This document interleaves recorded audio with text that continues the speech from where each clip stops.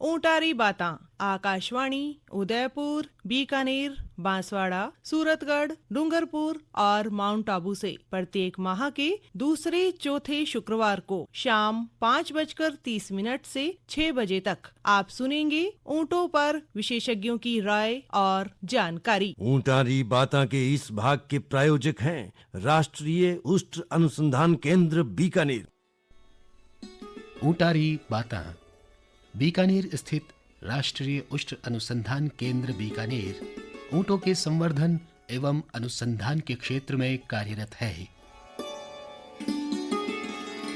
समस्त ऊंट पालक भाई बहन इस क्षेत्र से जुड़कर अपनी समस्याओं का निदान पा सकते हैं एवं व्यवसाय हेतु जो लाभ उठाना है वो उठा सकते हैं। इसके लिए राष्ट्रीय उष्ट अनुसंधान केंद्र द्वारा प्रायोजित कार्यक्रम ऊंटारी बातां माह के दूसरे और चौथे शुक्रवार को शाम 5:30 से 6 बजे तक जरूर सुने। राष्ट्रीय उष्ट अनुसंधान केंद्र बीकानेर।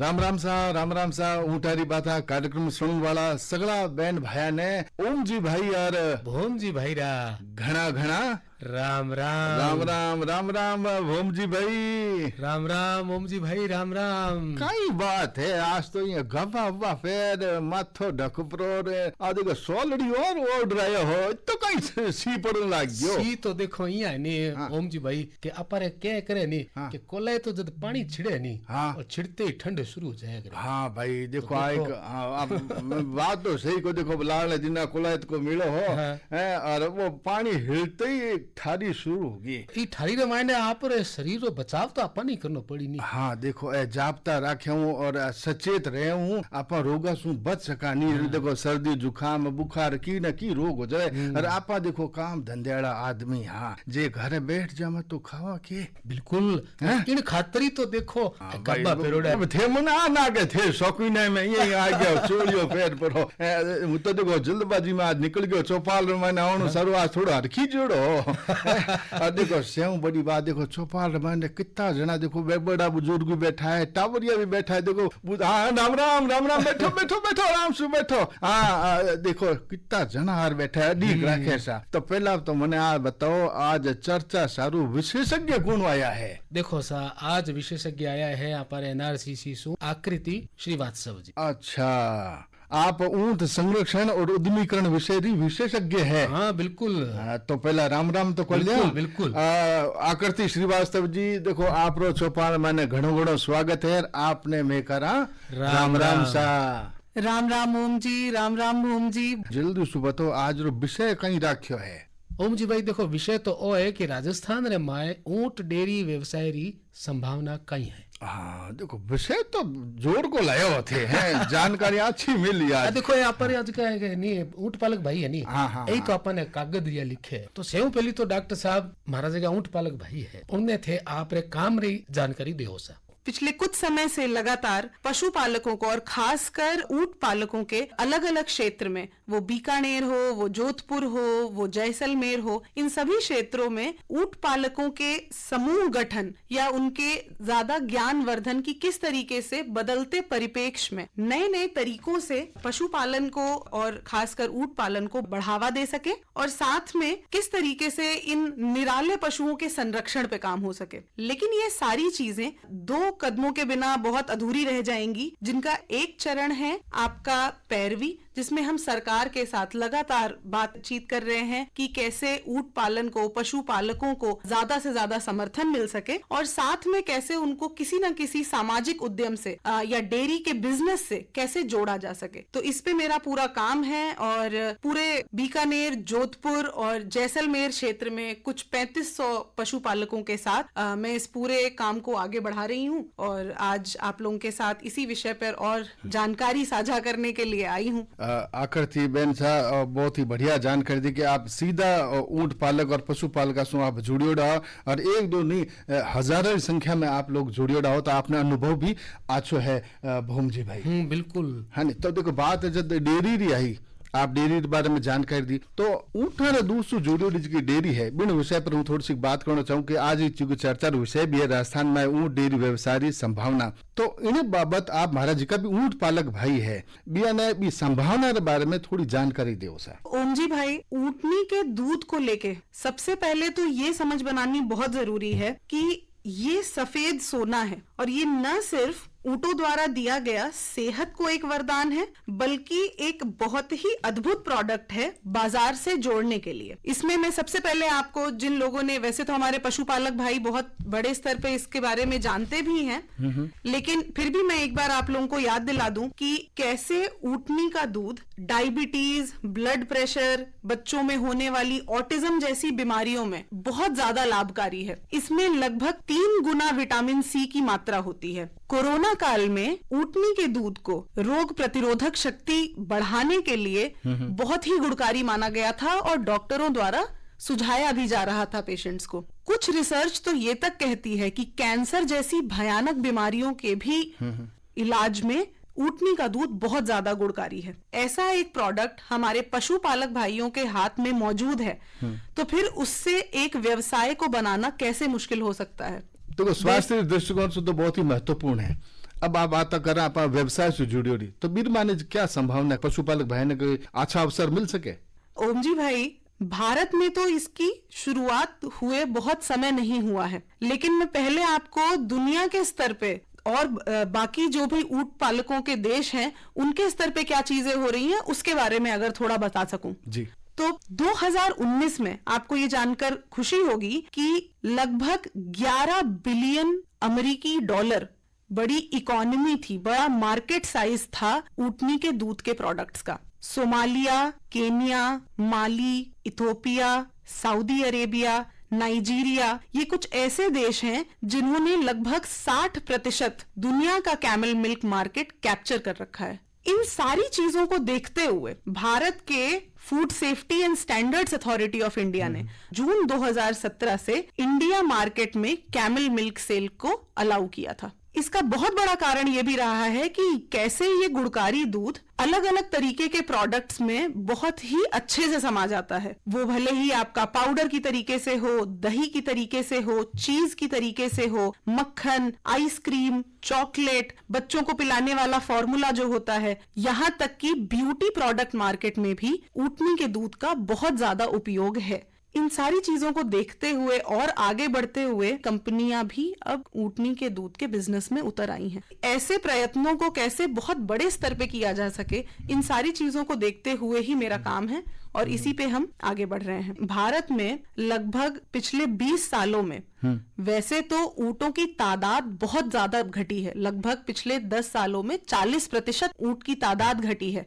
लेकिन इसके साथ साथ अगर हम नंबर्स पे जाएं तो पिछले 2 दशकों में दूध का जो उत्पादन है वो लगभग दुगना हुआ है। अच्छी बात। इतने बड़े मार्केट में कैसे हम इसको एक बड़े व्यवसाय के रूप में नहीं देख पा रहे हैं, ये बहुत ही आश्चर्यचकित होने वाली बात है। लेकिन अच्छी खबर ये है हमारे पशुपालकों के लिए कि आज की तारीख में ग्राम स्तर पर, राज्य स्तर पर और देश के स्तर पे भी बहुत बड़ी मात्रा में कंपनीज और स्टार्टअप्स निकल के आ रहे हैं जो कि इस पे बहुत बड़े स्तर पे काम करने की कोशिश कर रहे हैं। सरकार का भी इसमें पूरा समर्थन है, एनआरसीसी जैसी संस्थाओं का इसमें पूरा समर्थन है कि कैसे इस व्यवसाय को आगे बढ़ाया जा सके। जी जी। तो एक बात तो देखो स्पष्ट है भूम जी भाई कि जिका देखो जागरूक है पशुपालक भाई, ऊँट पालक भाई, बे तो इन काम रो महत्व समझो है और बे काम में जुड़ भी गया और आप जो उत्पाद है बिने बाजार तक ले भी गया। पर अपन प्रयास और करना है ऊँट पालक भाई के जिका भी जानकार आदमी है, विशेषज्ञ आदमी है, बिहार संपर्क में रहो और आप जो उत्पादन है वो आगे तक किया पहुंच सके बीरी आप लगातार जानकारी लेता रहो। और आकृति श्रीवास्तव जैसे बहन सा है, यहाँ से भी आप संपर्क में रहते हो तो आपने अच्छी जानकारी मिलती और आप उत्पाद जो है नी वो सा खराब को जावे नहीं बिया की ने की अच्छा अच्छा पैसा मिलसी। मन तो एक शब्द बहुत बढ़िया लाग्यो सा कि सफेद सोनो है ऊँटनी रो दूध। तो ई शब्द री गहराई ने समझो सा कि वो सफेद सोनो क्यों कहो है। देखो थे जिया बात करी कि सोनो है धोलो सोनो। और मैडम भी एक बार की थी देखो कि यानी आश्चर्य हुए कि इतनी जद इन माने गुणवत्ता है अच्छी अच्छी बातें हैं फिर भी जका पर ऊंट पालक भाई है बे इन व्यवसाय खानी किया नहीं जा रही है। देखो कठी कठी लोगा रे मन में आ आवे कि जद गाय है भैंसा है नी बकरी है भेड़ है तो जद ये सु पाल परो और अच्छो मुनाफो कमा सके तो फिर ऊंटनी ने पाले या ऊंट ने पाल परो बे आपरो फायदो किया कर सके। ओ एक सवाल है नी किसान रे मायने या ऊंट पालका रे मायने पशु पालका रे मायने रेवे। तो इन बाबत थे भी ने थोड़ी जानकारी दो ताकि बे इन व्यवसाय से जुड़े। ओम जी और भूम जी ये बहुत ही अच्छा सवाल है और इस पे मैं सबसे पहले तो ये बताना चाहूंगी कि ऊंट ही क्यों। तो पहली चीज तो रेगिस्तान की कला संस्कृति और विरासत से जुड़ा हुआ अगर कोई सबसे बड़ा सूचक है तो वो है हमारे ऊंट। अब ये तो चलिए बात हो गई हमसे भावनात्मक जुड़ाव की, लेकिन अगर हम सिर्फ पर्यावरण की दृष्टि से भी देखें तो रेगिस्तान की जमीन को उपजाऊ बनाए रखने में हमारे घुमंतू पशुओं का सबसे बड़ा योगदान है। मरुस्थलीकरण या डेजर्टिफिकेशन का जो कॉन्सेप्ट है जो आजकल पूरी दुनिया में किस तरीके से पूरी दुनिया धीरे धीरे रेगिस्तान बनती चली जा रही है कि समस्या से बड़े बड़े विशेषज्ञ बड़े बड़े वैज्ञानिक जूझ रहे हैं, उससे दुनिया को बचाने के लिए इकलौता पारंपरिक या सस्टेनेबल उपाय पशुपालन ही है। हमारे ओरण हो गोचर भूमि हो इन सब की रक्षा के लिए, हमारी ओरण हो या गोचर भूमि हो इन सब की रक्षा के लिए भी ऊंटों का सबसे बड़ा योगदान रहा है। लेकिन अब दुख की बात यह है कि बढ़ते तकनीकीकरण और शहरीकरण के कारण आज के परिप्रेक्ष्य में इन निराले पशुओं को पीछे छोड़ते चले जा रहे हैं। लेकिन हमें यह भी समझना पड़ेगा कि किस तरीके से जो चीज हमारी कला संस्कृति और विरासत से जुड़ी हुई है उसको आगे लेके जाने के जो अवसर हैं उन्हें अपना के कैसे हम न सिर्फ अपने समुदायों को बचा सकते हैं, न सिर्फ अपने पर्यावरण को बचा सकते हैं, बल्कि अपने घर में एक नए तरीके के उद्यम को भी लेकर आ सकते हैं, एक नए तरीके से डेयरी की शुरुआत भी कर सकते हैं। पशुपालन को कैसे बढ़ावा दे सवाल हमेशा या सोच हमेशा उस दिशा में होनी चाहिए। और जब हमारे पास एक ऐसा पशु है, एक ऐसा प्रोडक्ट है जिसकी बाजार में इतनी डिमांड है या बाजार में इतनी डिमांड होने का स्कोप है, तो फिर हम क्यों ना मेहनत अपनी उस दिशा में करें जहां से बढ़ोतरी हो। ऊंट पालन करना चाहिए, बहुत ही ज्यादा जरूरी है। समय काल परिस्थिति आ के वह के अब ऊंट पालन खाने अपने ध्यान देवनो चाहिए।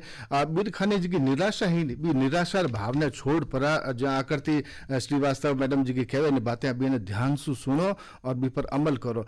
और देखो अब बखत जी को है वो भूम जी भाई समझ रही हो देखो सा बातचीत साथे साथे की मनोरंजन भी हो जाना चाहिए और इन बाबत होना चाहिए कार्यक्रम में मायने मीठो सो तो आपसे सुनो भैया ओ एक मीठो। और आप सुन रहे हो इन बेड़ा ऊंटारी बाता कार्यक्रम आकाशवाणी बीकानेर ढोला मारू चैनल सु। आज चौपाल में पधार्या है आकृति श्रीवास्तव जी। अरे चौपाल रे माए आज आप चर्चा कर रहे हैं राजस्थान माए ऊंट डेयरी व्यवसाय री संभावना बाबत। तो सा देखो गीतड़ो भी सुन लियो और अब देखो आगे हाँ भाई था कोई प्रश्न पूछ रिया। हाँ बताओ भाई भूम जी भाई हमें वहाँ पर देखो खेम जी भाई बैठा है यहाँ कोई प्रश्न है के बैठा बैठा मैंने क्यों कि थे मैडम से एक बात तो पूछा। हाँ तो पूछा फिर लो एक बार पूछ ला।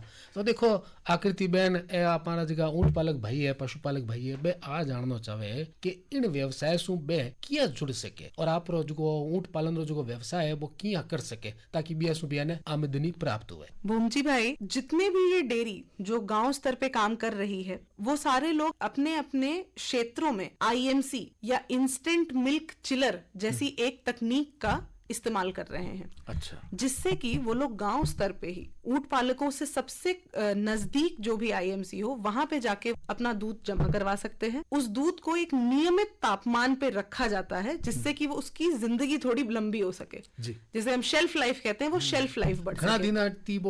टिक सके। हाँ, जो चंद घंटों का दूध होता है उसको कैसे कम से कम 1 दिन तक की लाइफ मिल सके। वहां पे वो समय बढ़ने की वजह से डेयरी वालों को भी मौका मिल जाता है कि वो दूध को गांव से लेके अपने जो भी उनका उत्पादन का यूनिट है या फिर प्रोसेसिंग का यूनिट है वहां तक लाने में मदद मिल सके। जिससे हम लोग अभी बीकानेर क्षेत्र में, जो आपके जोधपुर क्षेत्र में, जैसलमेर क्षेत्र में, हम लोगों ने गांव स्तर पे ही पशुपालकों के घरों में ही पूरी कम्युनिटी की सहमति से एक पशुपालक को चुनकर कैसे हम लोग उनके ही घरों में आईएमसी जैसी व्यवस्था को लगाते हैं। वहां पे चूंकि हमें समय मिलता है तो कैसे हम अपने प्रोसेसिंग यूनिट पे लाकर अलग अलग तरीके के प्रोडक्ट, वो घी हो, वो मक्खन हो, वो चीज हो, वो बिस्किट हो, इस तरीके के सारे प्रोडक्ट बना के उसको बाजार तक पहुंचाने में सक्षम हो पाते हैं। अब हमारे ऊंट पालक भाइयों को करना ये है कि सबसे पहले तो अपने से सबसे पास की ऐसी डेयरी जो कि ऊंटनी के दूध पे काम करती हो उससे अपने को जुड़ना है। सबसे पहले तो आपको अपने ऊंटों की सेहत पे ध्यान रखना है। मोटी बात है साहब, बहुत ही ज्यादा जरूरी बात कि आप किस तरीके का चारा उसको खिला रहे हैं। और क्या भी करे नहीं ओम जी भाई कि ऋण मिल रे काम करे नहीं तो वो काम तो अच्छो ही हो करे। तो अब आकृति बहन सु मैं एक बात पूछनी चाहवा कि हर काम रे माए मौसम और भौगोलिक परिस्थितियां इनरी अनुकूलता जी की बात जरूरी हुआ करे। ऊंट व्यवसाय और डेयरी व्यवसाय इन माए ने कई चुनौतियां आया करे जिके सु ऊंट पालक भाई है बियान भी समस्याओं से जूझना पड़े तो बियानो समाधान भी की कर हो सके। बहुत अच्छा सवाल है भूमजी भाई। जैसा कि आप लोग रेगिस्तान की भौगोलिक परिस्थिति से तो हम सभी लोग परिचित हैं कि कैसे यहाँ पे सर्दी और गर्मी दोनों अपनी चरम तक पहुँचने में बिल्कुल भी कोई कोताही नहीं बरतती है। और मैं पूरी तरीके से श्योर हूँ कि हमारे पशुपालक भाई भी इसके बारे में और अच्छे से जानना चाहते होंगे कि रेगिस्तान की तीव्र गर्मी और तीव्र सर्दी में कैसे इस तरीके के प्रोडक्ट को बचाए के रखा जा सकता है ताकि वो बाजार तक पहुंचने के लिए काबिल हो। अब इसमें पहली चुनौती जो आती है वो ये है कि रेगिस्तान में, गांव में लोग ढाणियों में जिस तरीके से रहने की परंपरा है यहाँ पे, उसमें एक ढाणी से गांव के सेंटर तक, आईएमसी तक दूध को लेके आना सबसे बड़ी चुनौती होती है। इस पूरी प्रक्रिया में इकलौती चीज जो आपकी मदद कर सकती है वो ये है कि पूरे समुदाय का एक दूसरे के साथ जुड़ाव कैसा है। अब मान लीजिए कि हमारे आसपास की 5-6 ढाणियों में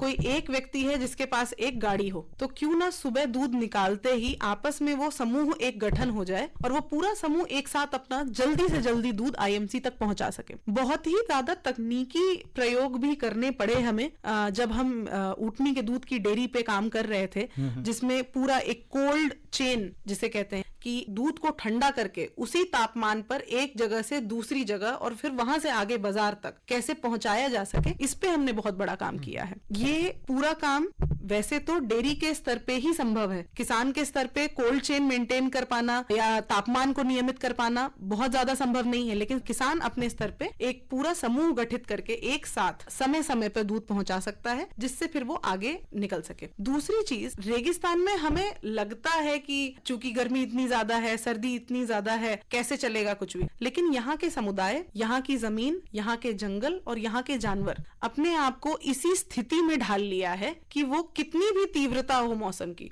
उसमें वो कोई ना कोई तरीका निकाल ही लेते हैं। तो इसको ध्यान में रखते हुए कैसे एक समूह का गठन किया जाए, दूध सही समय पर आईएमसी तक पहुंचे, जहां से वो सही समय पे, सही तापमान पे प्रोसेसिंग यूनिट तक पहुंचे और आगे मार्केट तक हो। इसके लिए आपको सबसे पहले तो अपने, जो मैंने इसके पहले भी बताया कि आसपास की जिन भी डेयरियों में ऐसा काम हो रहा है, बज्जू क्षेत्र में हम जैसे इस पे काम कर रहे हैं, तो बज्जू क्षेत्र में आके देख के जाएं कि कैसे ये हो रहा है, वहां के कैसे समुदायों ने अपने आप को परिवर्तित किया है, ढाला है इस पूरे वैल्यू चेन में। तो वो सारी चीजों को ध्यान में रखते हुए पशुपालक इस पे आगे बढ़ सकते हैं। और दूसरा जगह पर जिला है, चाहे जयपुर, जोधपुर, बूंदी, कोटा और भी जगह जिला भी हम यहाँ अगला प्रयास हो रहा है। बिल्कुल, देश के इस समय तो अलग अलग जगहों पे बहुत अच्छी बात और बहुत ही अवसर की बात हमारे लिए ये है कि ऊँटनी के दूध की डिमांड तो देश भर में है, लेकिन ऊँटनी का दूध आपको इस समय भारी मात्रा में सिर्फ 3 प्रदेशों में मिलता है। एक है आपका राजस्थान, एक है आपका गुजरात और तीसरा लद्दाख।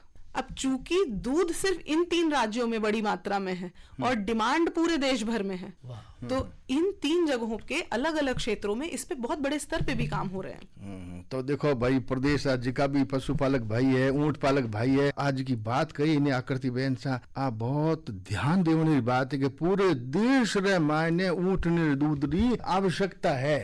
तो संगठन बनावना पूरे देश रे मायने जरूरी है कि इरी मांग जी बा दिनों दिन बढ़नी है। और भूम जी भाई अब कहीं कहना चाहो थे? देखो बात तो जिया है कि रील मिले रेवे नहीं, हाँ जने काम बद्दे है नी, तो बद्दे जने देखो 1% है नी जुको ए आपने देखो मगजी भाई, हाँ, मगजी भाई राम राम एक राम एक भाई देखो मैं ई व्यवसाय ने करा ई डेयरी उत्पादन ने है इनसु जुड़ोड़ी जी की नवी नवी जानकारियां होया करे मैं के माने किया मिल सके। हाँ भाई आ तो बात तो साची है आकृति बहन। मैं तो देखो गांव ढाणी में बैठा रहा माने नई नई जानकारी किया मिल सके। तो ओम जी और भूम जी भाई, हाँ। आप लोगों से बढ़िया जरिया तो पहले तो कोई हो नहीं सकता। हाँ। कि जो भी लोग ऊटारी बाता से जुड़े हुए हैं, इसके लगातार श्रोतागण हैं, उन लोगों को तो सबसे पहले ऊँटों से संबंधित जो भी जानकारी होगी वो प्राप्त होगी। साथ में बीकानेर में जो हमारी NRCC संस्था है, national research centre for camels, इस संस्था में ऊँटों से संबंधित देश विदेश हर तरीके की जानकारी, हर तरीके की रिसर्च, हर तरीके की मार्केट से जुड़ाव की इंफॉर्मेशन सब कुछ एक ही जगह पे उपलब्ध होती है। तो जिन भी ऊँट पालक भाइयों को अपने गांव स्तर पर वो जानकारी नहीं मिल पा रही है, वो बीकानेर में NRCC से संपर्क कर सकते हैं और आपके प्रोग्राम को तो उनको जरूर सुनना ही चाहिए। देखो सबसे बड़ी बात है कि ऊँटा री बाता जो कार्यक्रम और रेडियो में आवे है, इन्हें बखत वक्त पर जब भी आवे इन्हें सुनिया करो, इनमें आपने नई नई जानकारी भूम जी भाई मिलती रहसी। बिल्कुल साहब। और देखो गांव गांव तक जगह NRCC रा जगह विशेषज्ञ है भी आया करे, भी सुबह चर्चा करिया करो और बजू क्षेत्र में आकृति बहन है बिनसु भी मिल लिया करो, जानकारी यानी बे आपने मिलती रहसी और भी आप फायदो भी हो सी सा। अब भूम जी भाई देखो चलते चलते बेड़ा जे कोई बातें आपा सु रहेगी है और आकृति बहन कोई जानकारी देनी चाहिए ऊँट पालक भाई ने तो बा पूछ ला। बिल्कुल। तो आकृति बहन सा आप और कहीं सुझाव हमारे ऊँट पालक भाई ने देना चाहो जिके सुबह जो व्यवसाय है ऊँटनी जो दूध है या डेयरी है भी खोल रखी भी में बढ़ोतरी हो जावे की। बिल्कुल, मेरी तरफ से मैं अपने पशुपालक भाइयों को, वो राजस्थान में जुड़े हुए हों या देश के किसी भी अन्य क्षेत्र में जुड़े हुए हों, उनको सबसे पहली चीज तो ये ध्यान दिलाना चाहूंगी कि एकता में शक्ति है। एक दूसरे से मिले, अपनी पंचायतों में, अपने जिला परिषदों में, अपने राज्यों में जहां तक भी आपकी पहुंच हो, इस पर पैरवी करें कि कैसे आप ऊँटनी के दूध के व्यवसाय को बढ़ाना चाहते हैं। साथ में कैसे अलग अलग क्षेत्र के पशुपालक एक दूसरे का साथ देके इसमें आगे बढ़ सकते हैं। ये बहुत बड़ी जानकारी, ताकत है जो हमारे ऊँट पालक भाइयों के पास है। और हमने देश में ऐसे कई सारे उदाहरण देखे हैं जहां पे इस तरीके से समुदायों ने इकट्ठा होकर अपनी मांग को आगे रखा है और उसे पूरा भी किया है। दूसरी चीज मैं ये कहना चाहूंगी कि देश भर में ग्रामीण स्तर पे या जिला स्तर पे जितने भी चिकित्सा घर हैं, उनमें किस तरीके से आप डायबिटीज, ब्लड प्रेशर, जो कि इस देश में इस समय सबसे बड़ी फैली हुई बीमारी है, उनके ऊपर जाके डॉक्टरों से सीधा बात करके ऊँटनी के दूध की शुरुआत करवा सकते हैं। आप अपने डॉक्टरों से बात करें। कहीं पे भी बाहर शुरू करने से पहले सबसे पहले तो ऊँटनी का दूध अपने घर में और अपने गाँव में हर कोई खान पान में लाना शुरू करें। जब तक आप खुद उसका इस्तेमाल नहीं करेंगे तब तक आप किसी भी कस्टमर को ये नहीं समझा सकते कि क्यों करना है इसे। जैसे आज की तारीख में जो भी राइका रबाड़ी समाज के हमारे पशुपालक हैं, उनके घरों में आप किसी को भी डायबिटीज, ब्लड प्रेशर जैसी बीमारियों के का रोगी होते हुए नहीं दिखेंगे और उनकी औसत उम्र लगभग 100 वर्ष के करीब है। तो सोचिए कितनी बड़ी, कितनी ज्यादा गुणवत्ता होगी इस दूध में कि इस तरीके का रिजल्ट आ रहा है। तीसरा, अब चूंकि ऊँटनी के दूध से आपको इतना फायदा पहुंचना है तो आपको खास करके ऊँटों के संरक्षण और उनके खान पान पे बहुत ज्यादा ध्यान देने की जरूरत है। अपने गांव स्तर के जो भी ओरण गोचर भूमि है उनके संरक्षण पे काम कीजिए, उसमें नए तरीके से हरे चारे को कैसे उगाया जा सकता है उस पे काम कीजिए और उसके साथ साथ जैसे ही बेहतर चारा आप अपने पशुओं को देंगे, सही समय पे उनको टीके लगवाएंगे, निसंदेह आपके दूध की न सिर्फ गुणवत्ता में बढ़ोतरी होगी बल्कि उसकी उत्पादन में भी बहुत ज्यादा बढ़ोतरी होगी।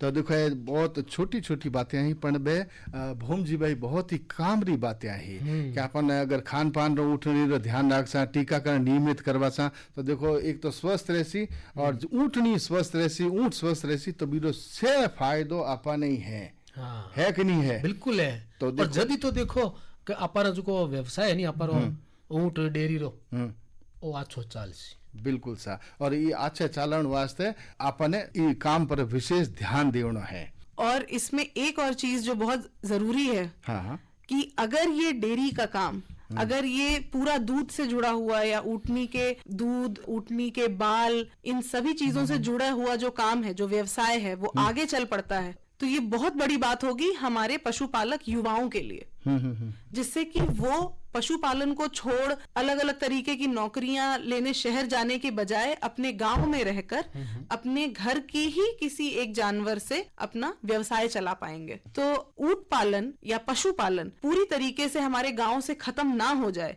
इसलिए भी हमारे लिए बहुत जरूरी है कि हम इस पूरे व्यवसाय पे बहुत ध्यान दें और इसको बहुत ही गंभीरता से और सुचारू रूप से प्लानिंग के तहत आगे बढ़ाएं। देखो बहुत ही बढ़िया बात कही कि देखो शहरी चकाचौंध में डूबने की बजाय आप गांव में रह पाए, गांव में ही कोई काम धंधो कर लें तो इससे कोई बढ़िया बात है ही, चाहे वो पशुपालन हो और चाहे वह कृषि हो। बीमे जो मुनाफो है, मुनाफे साथे साथे देखो घर परिवार जब साथे रहे नहीं बीर तो कोई होड़ ही कोनी है नी। तो देखो सा अब बखत भी हो रहा है और तो देखो सा आज अपर चौपाल रमायने अच्छी सी जानकारी देवन सारू पधार्या आकृति श्रीवास्तव जी, और इन सारू याने करा घणो घणो धन्यवाद और करा सा राम राम सा। राम राम।